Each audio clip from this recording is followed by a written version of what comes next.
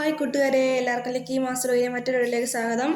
വീഡിയോയിലേക്ക് പോകുന്നതിന് മുമ്പ് ഒരു ചെറിയ കാര്യം, നമ്മുടെ ഈ വീഡിയോ സബ്സ്ക്രൈബ് ചെയ്യാതെ കാണുന്നവർക്ക് ഒത്തിരി പേരുണ്ട്. അതുകൊണ്ട് ഒന്ന് സബ്സ്ക്രൈബ് ചെയ്ത് സപ്പോർട്ട് ചെയ്യണേ.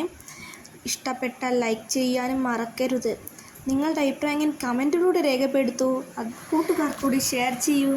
അപ്പം നമുക്കെന്നാൽ നേരെ വീഡിയോയിലേക്ക് പോകാം. നമ്മൾ ആദ്യം തന്നെ നമുക്ക് ചേമ്പ് വേണം. നമ്മളതിൻ്റെ തോലൊക്കെ ചെത്തി മുറിച്ച് കഴുകി വെച്ചിട്ടുണ്ട്. ഇനി അത് നമ്മളൊരു ചട്ടി അടുപ്പത്ത് വെച്ചിട്ട് അതിലേക്ക് ആ മുറിച്ച് വെച്ച ചേമ്പ് ഇടുക. എന്നിട്ട് അതിലേക്ക് പച്ചമുളക്, ആവശ്യത്തിന് ഉപ്പ്, മുളക്, മഞ്ഞൾ എന്നിവ വെച്ച് വെള്ളവും കൂടി ഒഴിച്ച് നമ്മളൊന്ന് മിക്സ് ചെയ്തിട്ട് വേവിക്കുക. അതിനുശേഷം നമുക്ക് അതിനുള്ള അരപ്പ് തയ്യാറാക്കണം. അതിനായിട്ടൊരു മിക്സിയുടെ ജാർ എടുത്തിട്ട് അതിലേക്ക് തേങ്ങ, അതുപോലെ തന്നെ ജീരകം, ഇഞ്ചി, മുളക്, പിന്നെ കുറച്ച് തൈര്, മഞ്ഞൾ, ഇതൊക്കെ ആവശ്യത്തിന് ഇട്ടിട്ട് നമ്മളൊന്ന് അരച്ചെടുക്കുക. നമുക്കൊന്ന് നേരെ അരച്ചെടുത്തിട്ട് കാണാം. അപ്പോൾ നമ്മളത് അരച്ചെടുത്ത ഇതുപോലെ ഉണ്ടാവും. ഇനി നമ്മൾ നേരത്തെ വെന്ത് വന്നിട്ടുണ്ടെങ്കിൽ നമ്മുടെ നേരത്തെ വെച്ചത് വെന്ത് വന്നതിന് ശേഷം ഈ അരപ്പ് നമ്മൾ അതിലേക്ക് ഒഴിച്ചു കൊടുക്കണം.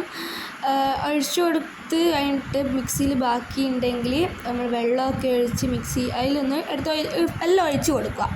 എന്നിട്ട് അതിലേക്ക് ആവശ്യത്തിനുള്ള കറിവേപ്പില കൂടി ഇട്ട് കൊടുക്കുക. അതിന് നമുക്ക് ഇത് തിളക്കാൻ വരെ കാത്ത് നിൽക്കുക. അതിനുശേഷം ഓയിൽ ഒഴിച്ച് അതിലേക്ക് കടുകിട്ട് കടുക് പൊട്ടി വന്നാൽ ഉലുവ ഇടുക.